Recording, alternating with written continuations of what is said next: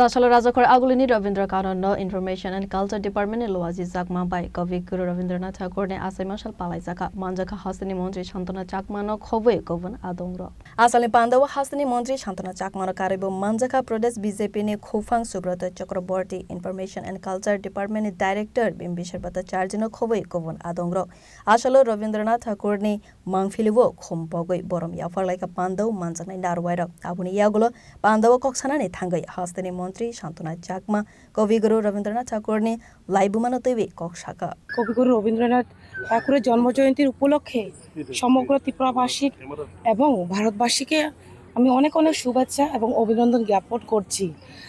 আমাদের কবিগুরু রবীন্দ্রনাথ ঠাকুর এমন একটি ব্যক্তি ছিলেন, উনি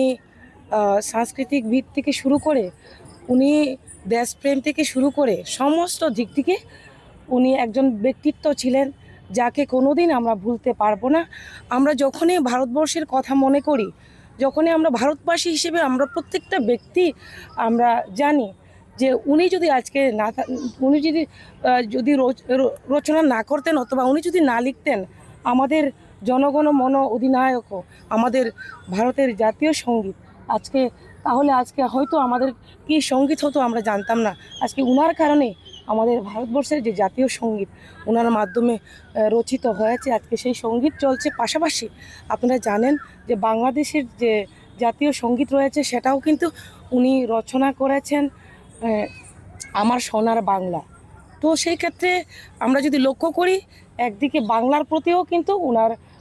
ভালোবাসা গোপন ছিল না। এবং আমি যতটুকু মনে করি যে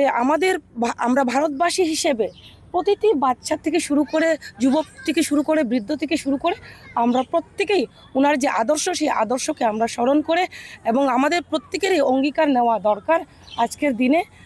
আমরা যাতে ওনার আদর্শকে স্মরণ করে যাতে আরও এগিয়ে যেতে পারি, সেটাই বার্তা থাকে। রাজাকর আগুলিনিসিমি প্রণবনি ককথুম চিনি খরাং।